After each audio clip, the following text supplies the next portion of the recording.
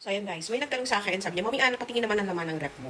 Ref reveal ang sabi sa akin. So, ayan, ipapakita ko sa'yo. Yung ref natin, double door yung ref ng inyong Mami Ann. So, LG yung tatak nito guys. So, pinagawa namin yung bahay.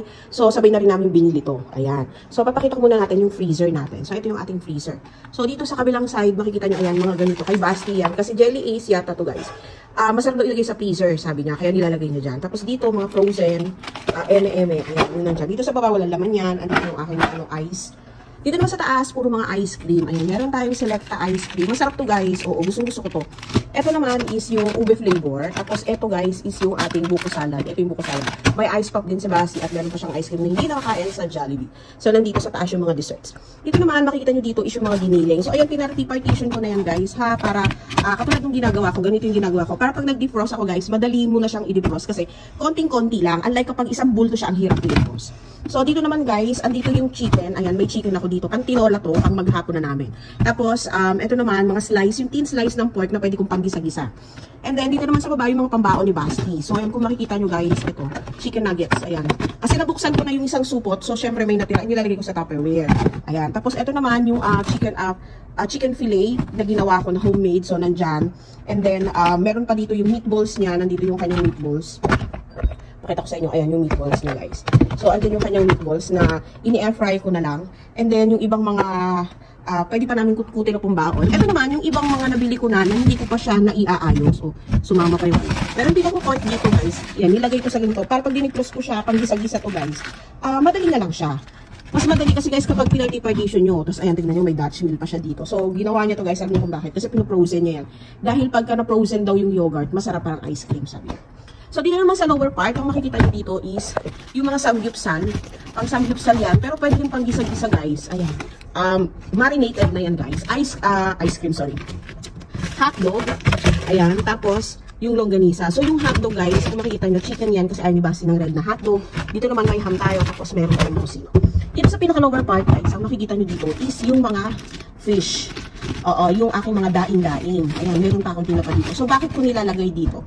Kasi guys, kapag nilagay nyo yung mga daing nyo sa loob ng freezer, hindi siya magkikrystallize. Kumbaga, hindi siya magsusalt, magpo-form ng salt, at saka mas matagal yung buhay niya.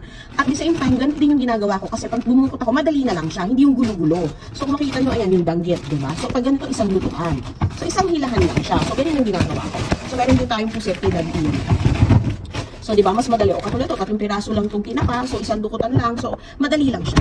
So, ganyan ang ginagawa ng Mami Ann. So, diba, kahit pa paano, medyo maayos, madaling makita. Kahit hindi ko siya nilagyan ng label, since ako naman yung nagluluto, alam ko kung ano yung mga laman ng bawat isang Tupperware. So, ayan. Umiingay yung ref natin, ibig sabihin kasi nakabukas siya.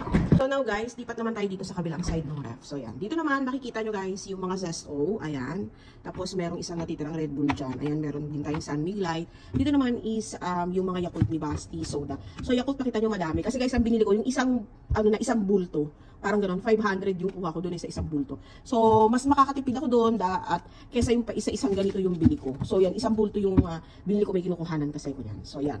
And then, dito naman sa baba yung itlog. Ayan, hindi na ako masyado nag-stock na itlog guys kasi meron ako sa tindahan. So, madali na lang sa akin. And then, yung Dutch meal ni Basti. Tapos, yung mga chucky niya. So, andyan. Tapos, dito naman sa baba, ito yung mga natirang donuts and cakes. Yung ulam, leftover na ulam, yung niluto ko minudo.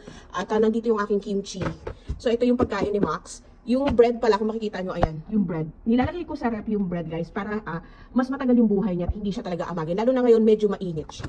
So, lipat tayo dito. So, ang makikita nyo dito is yung mga chocolates, mga sweets, may marshmallow, yung M&M's, yung kisses. Tapos dito, may mga candies pa dito. Etong Snow Bear kay Daddy.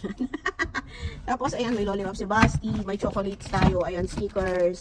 Meron tayong, alam ko may Mars pa dito, pero isa na lang, ayan, isa na lang yung Mars. Tapos, yung Milka, ayan. Yung mga chocolate natin, meron pa rin Cadbury. So, yan yung ating, meron pa tayong isa, si Mercy. Ayan guys, ang laki. Hindi ko pa mabuksan yan. Oo, kasi, dito sa bahay, hindi masyado kami ngayong makain ng sweets or ng chocolate. Dito naman sa kabilang side is, wala ko masyado makikita. Ayan, walang laman. Dahil hindi na rin ako masyadong naglagay. So, andito yung Nutella natin. Pancake syrup, water, the fresh milk. Ba't nandun yung fresh milk si Basti? So, ayan. Dito naman sa kabilang side, ayan, kung makita nyo yung garlic granulated singles, ang binili ko, ang ilagay nyo sa rep guys, alam niyo kung bakit? Kasi hindi siya nagbubuo-buo. So, yan, tayo lang yung Mami Ann yan. Yung mga ganito, mas maganda ilagay nyo sa rep. Hindi siya magbubuo-buo, promise. So, yung muscabado, yung salad dressing natin. So, yan ang laman ng ref ng inyong Mami Ann. O, diba? So, yan lang naman na nothing special. Normal, hindi naman masyadong puno-puno kasi dalawa lang kami ni Basti. So, napagbigyan ko na yung iyong request, mommy. So, thank you for watching. Bye!